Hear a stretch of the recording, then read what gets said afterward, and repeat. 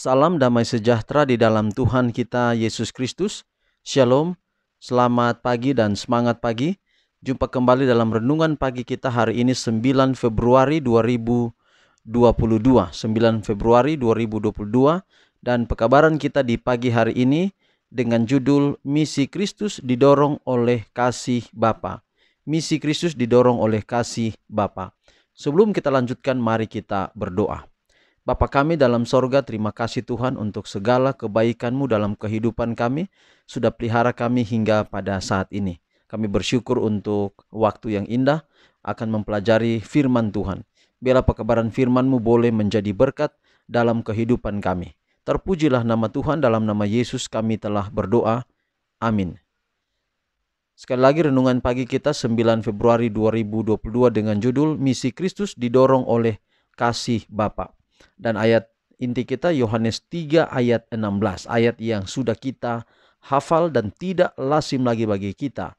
Yohanes 3:16, karena begitu besar kasih Allah akan dunia ini, sehingga ia telah mengaruniakan anaknya yang tunggal, supaya setiap orang yang percaya kepadanya tidak binasa, melainkan beroleh hidup yang kekal. Sekali lagi Yohanes 3:16, karena begitu besar kasih Allah akan dunia ini, sehingga ia telah mengaruniakan anaknya yang tunggal, supaya setiap orang yang percaya kepadanya tidak binasa, melainkan beroleh hidup yang kekal. Poin pertama dari Yohanes 3:16 adalah karena begitu besar kasih Allah. Kasih Allah yang begitu besar. Kedua, dunia ini, kasih Allah akan dunia ini tidak terbatas hanya sekelompok orang, sekelompok agama, sekelompok golongan, sekelompok suku, tapi seisi dunia. Itu poin kedua. Poin ketiga adalah kasih Allah itu dinyatakan kepada dunia melalui anaknya. Melalui siapa? Melalui Yesus Kristus. Lalu yang keempat, poin keempat adalah syarat untuk mendapatkan kasih Allah itu yang melalui anaknya Yesus Kristus adalah percaya kepadanya, percaya kepada Yesus, percaya kepada pengorbanan Yesus. Dan yang kelima adalah memperoleh hidup yang kekal, gantinya binasa.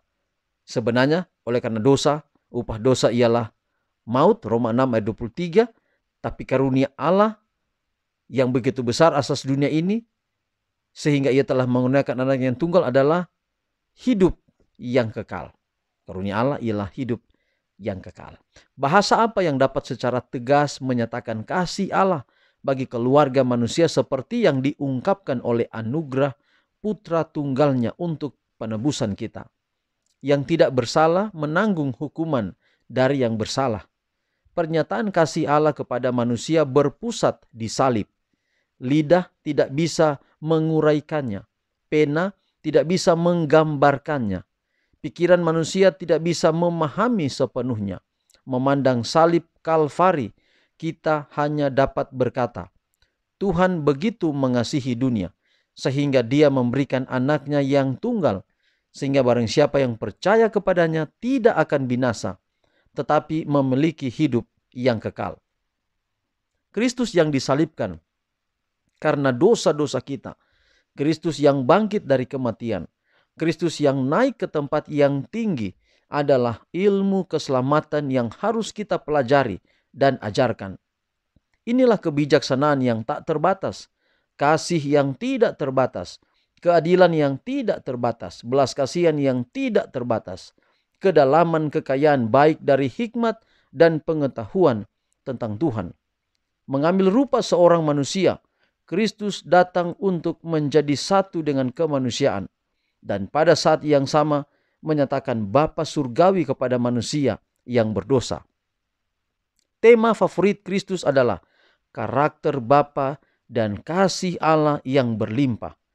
Pengetahuan tentang Allah ini adalah pemberian Kristus sendiri kepada manusia, dan hadiah ini telah Dia berikan kepada umatnya untuk dikomunikasikan oleh mereka kepada dunia. Orang muda telah dibeli dengan harga yang mahal, yakni darah anak Allah. Renungkanlah pengorbanan Bapa yang membiarkan anaknya untuk melakukan pengorbanan ini. Saudaraku sekali lagi, misi Kristus di dunia ini didorong oleh Yohanes 3:16,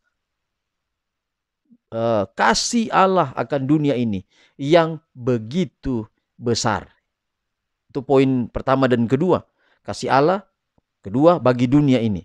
Lalu melalui karunia mengaruniakan anaknya yang tunggal. Kepada siapa? Kepada setiap orang yang percaya. Sehingga apa yang terjadi? Orang yang percaya kepadanya beroleh hidup yang kekal. Poin yang kelima. Jadi yang pertama, begitu besar kasih Allah. Kedua, untuk dunia ini melalui siapa? Melalui Yesus Kristus. Poin ketiga. Lalu apa yang harus orang-orang perbuat adalah percaya kepada Yesus. Poin keempat. Lalu yang kelima, mereka memiliki hidup yang kekal. Tuhan kiranya memberkati kita, dan kita sudah tahu pelajaran ini.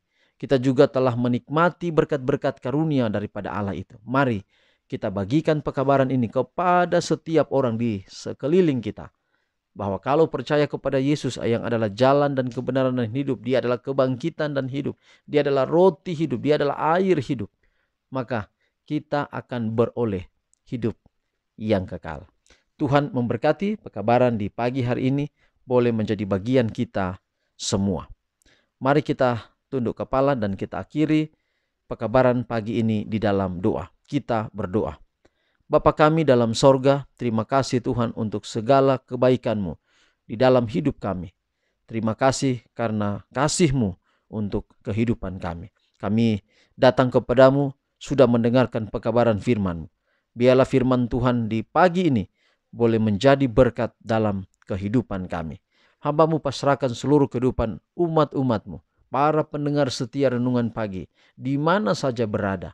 Tuhan berkati, berikan kekuatan, kesehatan, tambahkan kepada kami semua berkat-berkat-Mu yang limpah, agar dengan berkat-berkat itu kami boleh bersyukur atas semuanya, dan kami boleh menggunakannya untuk kemuliaan, kepujian, kehormatan bagi nama Tuhan. Berkati yang berhari ulang tahun hari ini, berkati yang dalam keadaan berduka, hiburkan dengan penghiburan yang sejati dari sorga. Yang dalam keadaan sakit Tuhan sembuhkan, yang dalam keadaan lemah iman Tuhan kuatkan. Apabila ada yang sakit pada saat ini, yang membutuhkan pertolongan-Mu, di saat yang sakit sekarang ini, saat ini, sementara hamba-Mu berdoa dan merasa sakit, letakkanlah tangan-Mu di atas Alkitab apabila ada Alkitab dekat dengan tempat saudara.